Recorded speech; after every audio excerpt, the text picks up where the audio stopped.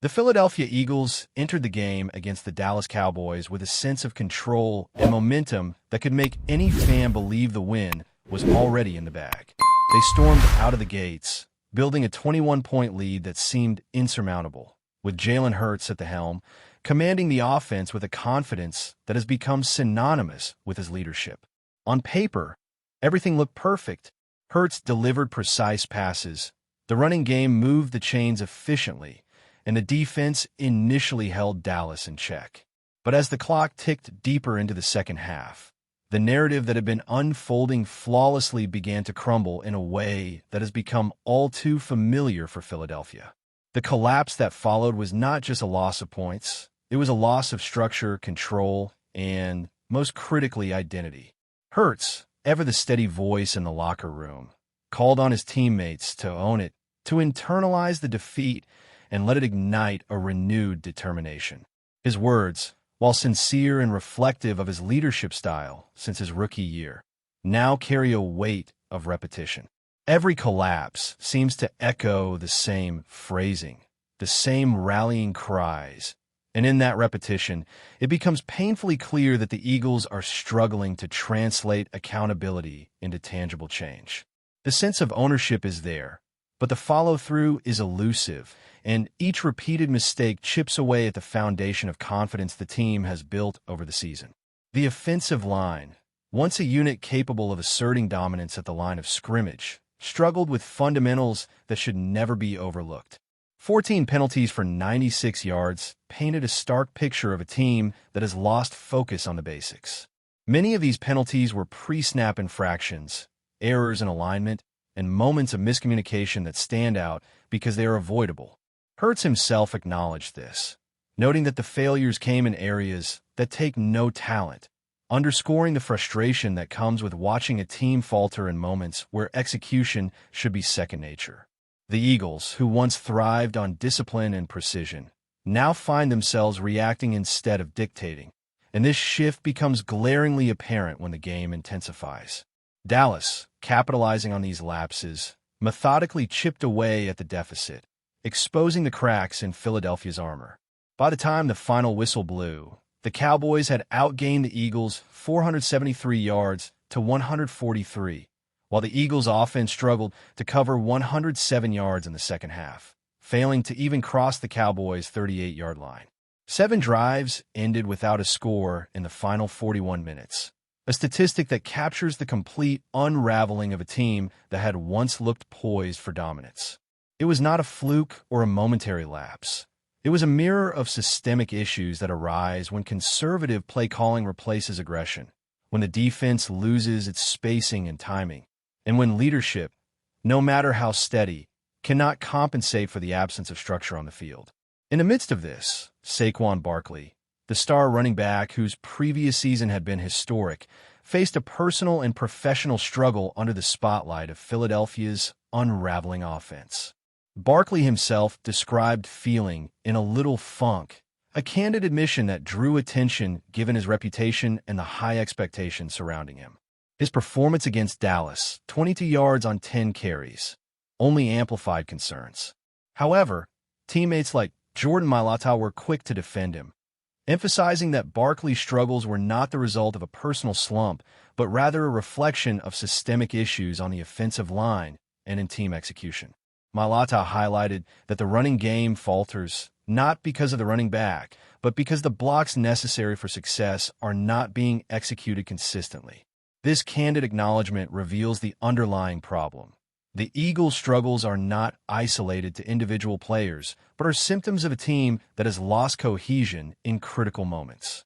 The disconnect between talent and execution is creating a feedback loop where players are accountable, coaches are accountable, but the performance on the field fails to meet expectations, and each repeated failure chips away at confidence and morale. Jalen Hurts, in the wake of the loss, maintained his role as the voice of leadership, defending Barkley and emphasizing that accountability extends to the entire team. He reminded everyone that turnovers and mistakes happen within the context of broader game situations, and while players must accept responsibility, The opportunities to prevent those situations must also be created through strategic preparation and execution. Hurts' approach reflects his consistent style, steady, confident, and determined to lead by example. Yet, even with such leadership, the recurring issues suggest a deeper problem. It is not a lack of will or effort. It is a lack of the structure and precision that once defined this team. As the Eagles look ahead to their next matchup against the Chicago Bears, there's a sense of urgency that cannot be masked by motivational speeches or repeated calls for accountability. The team must find a way to convert words into action, to translate leadership into measurable improvements on the field, and to reclaim the control and discipline that were lost during the collapse. Complicating matters further is the scrutiny of the coaching staff, particularly following game planning errors that left players in difficult positions against defensive schemes they should have anticipated. Landon Dickerson's admission that five-man defensive fronts were not adequately prepared exposes a flaw in the preparation process, one that directly impacted the running game and overall offensive performance. The Cowboys exploited these lapses with precision, neutralizing Saquon Barkley and putting the Eagles in a position where recovery became increasingly difficult.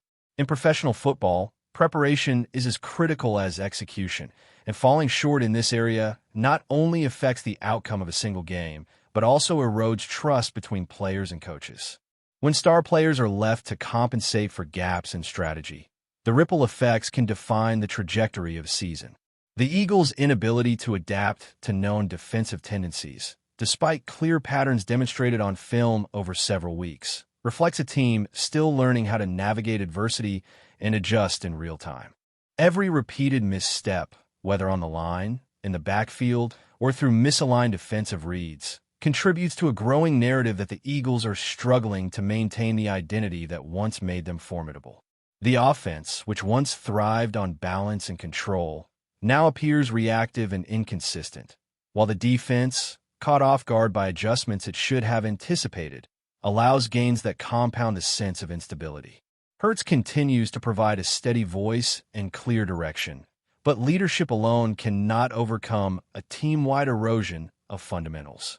The lessons of accountability are clear, but their implementation remains inconsistent, and until the Eagles address the root causes, discipline, preparation, and execution, the same patterns of collapse are likely to repeat, turning phrases like "own it" into a reflection of the team's struggles rather than a catalyst for change.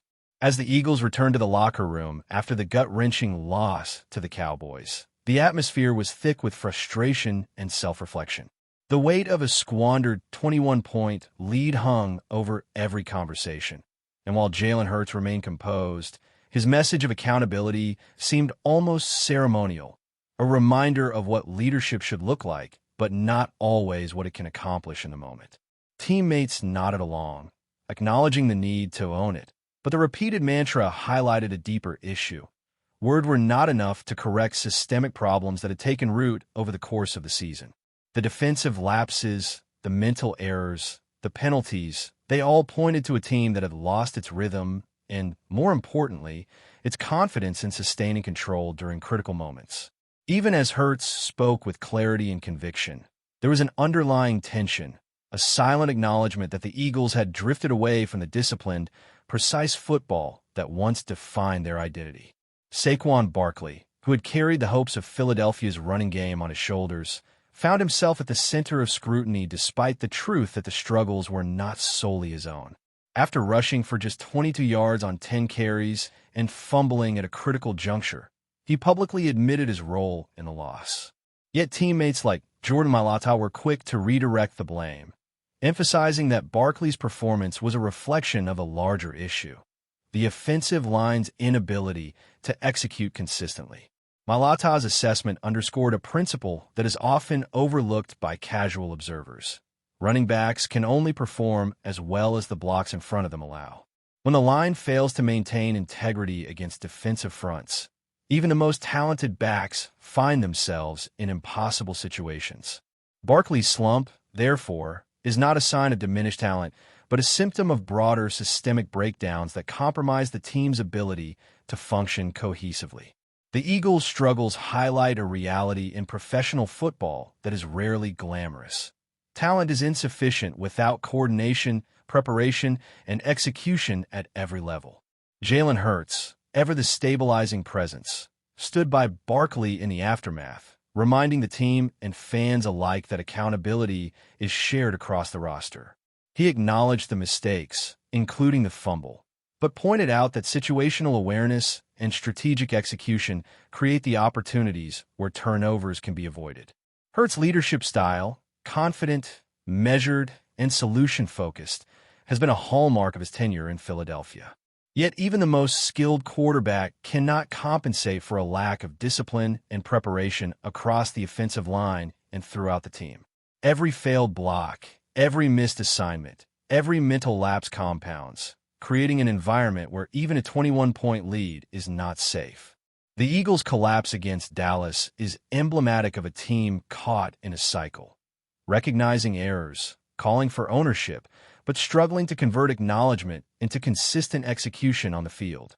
It is a sobering reminder that leadership, while essential, must be paired with accountability at every level to prevent repeated failures.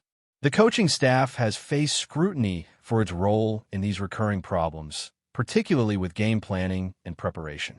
Landon Dickerson's admission regarding the lack of preparedness for five-man defensive fronts highlights a critical gap in strategic foresight. Dallas' ability to neutralize the Eagles' running game through these fronts should not have been a surprise. The Cowboys had consistently utilized this alignment against other opponents throughout the season. The oversight exposes a concerning disconnect between preparation and execution, one that places additional pressure on players to compensate for coaching gaps. In professional football, strategy and adaptability are as vital as physical performance. When preparation falls short, even elite talent is forced to operate under suboptimal conditions, increasing the likelihood of mistakes and compounding frustration. This dynamic contributes to a loss of confidence in both the game plan and the leadership that designs it, creating tension that can ripple throughout the locker room. The Eagles' offensive identity has also begun to blur under the weight of repeated failures. Where once the team operated with balance and precision, now hesitation and reactive play dominate. Conservative play calling in the second half, intended to preserve a lead, instead slowed the offensive rhythm, allowing Dallas to dictate the pace and control momentum. The defense, meanwhile, struggled to adjust to subtle shifts and gaps in alignment, enabling the Cowboys to accumulate yardage and maintain offensive pressure.